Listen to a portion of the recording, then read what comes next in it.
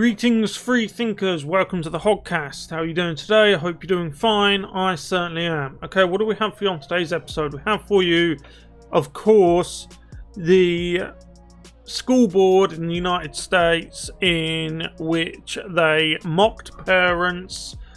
They don't want to open. They are very entitled. This is the school board. They all resigned, by the way, and we're going to get into that. We've only got this one clip to watch, but it's about 5 minutes long. And of course, I will stop it intermittently to make the good points and commentary I think I need to make. But we will watch that. Remember, as you watch, that these are the people who are teaching your children. This is why you're seeing all of this critical race theory rubbish starting to manifest itself in schools. This is why, as the generations, for the last 2 generations or so, go on, they are decreasing in greatness. Before that, in the 19th century, the 20th century, of course, the generations, they increased in greatness. They stood on the shoulders of giants. They did better and better and better. Now we're starting to do worse and worse and worse because we've handed over our future generations to the Marxists, to the communists, the socialists, their ilk. So let's get into this now, but if you haven't yet, please like the video, subscribe to the channel, hit that notification bell, just put it on notifications on all, and share this video around. If you could do those things, it would greatly help me out and to grow this small channel. Just share it around social media, there's a link up above, and so on and so on. Okay, let's go. Okay. If you're gonna call me out, I'm gonna you up. Sorry, that's just me. They want to pick on us because they want their babysitters back. My brother had a delivery service for medical marijuana. The high clientele were parents with their kids in school. We have the meeting open to the public right now. That's what Lori just said. Great. Great is right. An entire school board now in California is stepping down after that video went viral of members mocking parents who want to reopen schools. Because of course it was California, right? Let's go back again and watch. There's something I want to point out. So the end part was one of the teachers, the propagandists, said that, oh, by the way, this session, which is our take on Zoom, is open to the public now, and they all freak out. In other words, they thought they were in a private session where they could just laugh at parents, they could laugh at ordinary people who work in the private sector who pay their wages. This is the thing, the people in the private sector who pay the taxes that generate the wealth that can be spent on the public sector, i.e. public sector teachers, right? They, in many instances, earn drastically less than the public sector, right? Than the teachers. So the teachers who don't generate any wealth and whose value was meant to be in making the current generation greater than the last, a task they're failing in, by the way. Instead, they're just teaching them what to think instead of how to think. Those people have forgotten that basic rule and are laughing at the parents who, in the vast majority of cases, will work in the private sector. The people who are responsible for the money they are still getting working for the public sector, whilst they're out of work, they're not teaching the kids. The kids aren't in school. But they're still getting paid. And due to the Rona bug, a lot of the people who work in the private sector, who pay the salaries, whose taxes create the fund that pays the teachers' salaries, the public sector salaries, have been off work, not earning any money, waiting for this bloody goddamn $2,000 stimulus check that just keeps getting further and further away. But the public sector teachers are still getting paid. paid to sit on the backside saying things like this. If you're gonna call me out, I'm gonna you up. Sorry, that's just me. They want to pick on us because they want their babysitters back. My brother had a delivery service for medical marijuana. The high clientele were parents with their kids in school. We have the meeting open to the public right now. So this is the part where the quote unquote teachers start to flap because they realise that the public that they so despise, the public that they so laugh at, are in the chat that they thought was private. So they start to flap and then it just cuts out. Nuh-uh. Nuh-uh. That's what Lori just said. Great. Great is right. So there they cut it out. Pure California. Pure California. Only the radical left can take such a beautiful state and destroy it. Truly. Right. An entire school board now in California is stepping down after that video went viral of members mocking parents who want to reopen schools. Thomas Will and Claudine Zambrana are two parents from that same district outraged by what they heard on that call. They're joining us right now. Claudine, I'd love to start with you because I believe you were on that call. You heard that in real time. Tell me what you thought when you heard those school board members.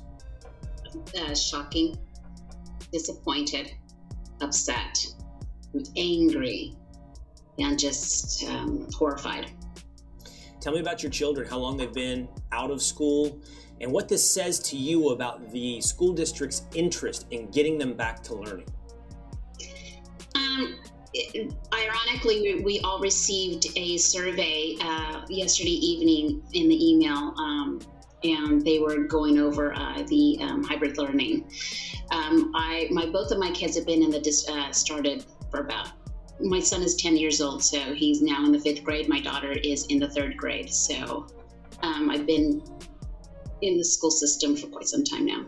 Right. Thomas, I know you have 2 children in that school district as well, not yet at the age at which they would attend the schools, that school board there. Oh. See, the thing is, like she was saying about the kids that she's waiting to go back to school,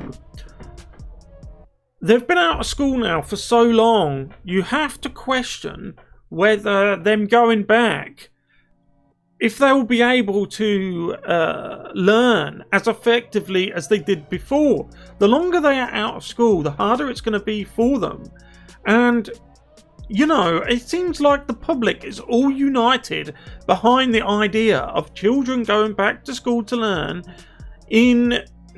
this is just my opinion, based on, you know, that hello thing they call the science, right?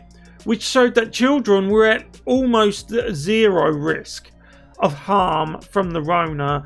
I'm not sure why that was. I remember reading about it. This was months ago. But there was pretty much 0 risk, and the children were perfectly safe to go back into in-school learning. Okay. But the longer that they are left out, the more damaging it's going to be for them. But going back to my earlier point, the point I made a minute ago, is that all of the parents and the general public perfectly okay with the kids going back to school. The only people who don't seem to be okay with it are the teachers themselves, right? And that's pretty much all of them. All of the teachers are like, absolutely no. You're going to keep paying our salaries, but we're not going to teach your children. How is that right? And going beyond whether it's right or not, you have to ask yourself, who are these people really? Get past the label of teacher, right? Get past that and look at the people and ask, who are they really? Right? Do they really want to teach your children? Are they really dedicated to learning? Or are they dedicated to brainwashing? Because it seems to be a tribal divide, right? With the parents and the general public all saying, let's get back to normal. Let's get society back to normal. Let's get the kids back to school. and the public sector teachers, who are almost exclusively left-wing, quite radical left, are all like, nope, you're going to keep paying us, they're not going back to school, and we're going to sit here and mock you. Overseas, but I have to ask you, does that give you any hope, any desire to enter your children into those government schools? No, it doesn't. And I think that's, one of my biggest concerns is we see this being dragged out longer and longer, to where I have the concern of, by the time my kids are ready to go in next year, is school going to be back to normal? And I think that's a fear of a lot of parents here. Are we ever going to get back another year, 2 more years, 3 more years? It seems like, we had a school board that was digging its heels in to not listen to the needs of parents, to establish this new normal. And I think we'll need to take a step back and realize. And that's what it is. It's this new normal. That's what they want. And more than that, it has been a year since the whole school system was affected. And he said 2 years, 3 years. Let me tell you something. After 3 years, if children miss 3 years of education, what do you think that's going to do for the Western standards of education? Okay, you have to ask yourself, are there people out there who want to see a Western hemisphere where the people are just an uneducated mass of brainwashed fools? If this does go on for 2 years, or maybe more, what about the kids who should have been started fresh in school to learn the basics, reading and writing? Are we really going to see a future in 2 or 3 years' time where you have a whole generation of kids who can't even read or write? How shocking it is that there's been no real progress forward to get back to in-person learning, because we see it around. Private schools have been back. My daughter goes to a private preschool. She's been in in-person learning. We've seen the pop-up of in-person sort of these virtual learning day camps where kids get together, a single adult is in charge. They do virtual learning all together. They have lunch, they have recess. That's school. School is going on for people that... Right. I agree. That's better than nothing, right? But learning at a distance through a TV screen or whatever isn't nowhere near as effective as in-person learning, right? When you're in the zone, when you're in the classroom, when you're doing anything, it doesn't have to be education, it can be anything. When you're actually there, it is with the intention of learning, it is so much more effective. Have found a way to make it work. Why isn't the public school going back? Well, I think that video shows why. Not because we can't, but because we have a school board that doesn't have the interest of kids at their heart, and yes, they don't want the feedback from parents. And we're not going back to school because we can't. We're going back to school because no one really wants to make the effort to, because we've seen it elsewhere. Greg D. Hetrick, who's the superintendent of Oakley Union Elementary School, said this on Friday. He said, "I'm committed to returning the attention to student learning and getting our students back in school. This unfortunate situation will not discourage or detract me from working to build back the trust in our community and return our students safely back to the school as soon as possible." Claudine, do you have trust that this school district, its new board members who will replace these board members, have your children's best interest at heart and will get them back to learning? As of right now, I don't. Thank you.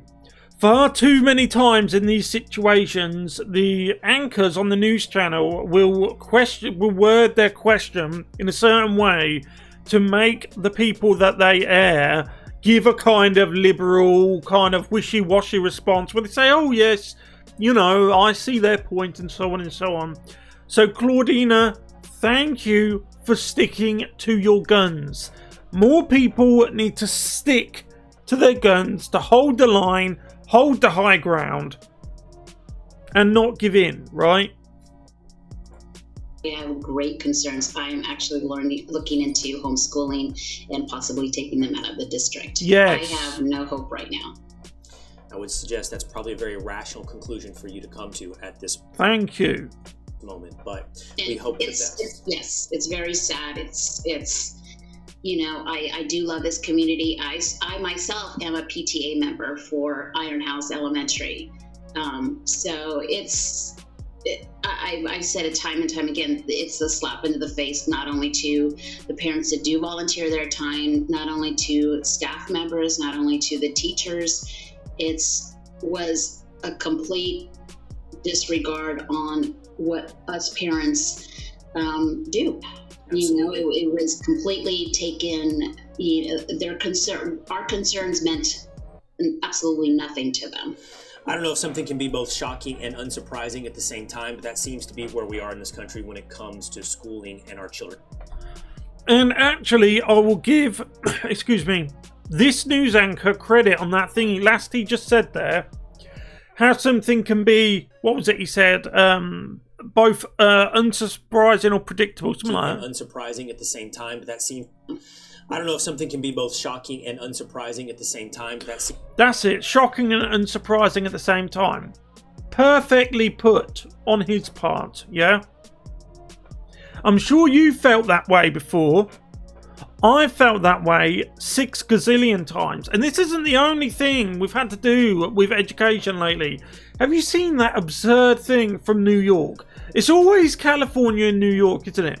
They have a thing where they mark white people on a score of 8.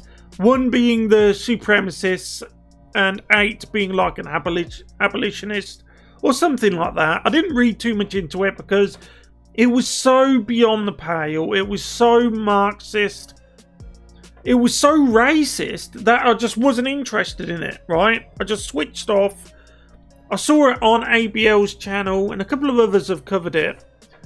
And I got halfway through the video and I said, you know what, enough of that, right? Because it was so egregiously offensive to people like me who look like me. I just couldn't take it. New York and California.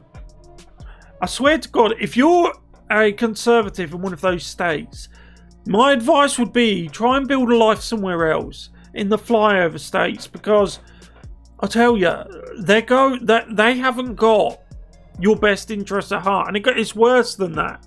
I can't even think of a saying that can do justice to how bad the cultural and societal foundations in the likes of New York and California have rotted away. They've dissolved, and in their place has rushed in a torrential wave of communism, which has been repackaged as equity, right? Equity for all just means communism in another phrase, and progressivism, which just means Marxism. I've said before on this channel and I'll say it again. The definition of Marxism is permanent revolution. Permanent. You are always pushing, right? You go from one revolution to another. You're always turning this over, then that, then that, then that. That's progressivism. That is progressivism.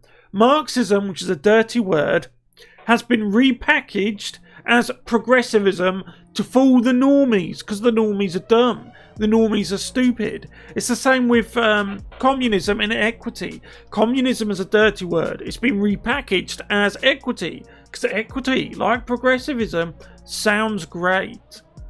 And it fools the normies. But I'll leave it there. Thank you very much for watching this video. If you haven't yet, please subscribe to the channel, hit that notification bell, smash the like button, and share the video around. It only takes a few moments to do those things, but it really helps me out. I'll see you in the next one. Goodbye.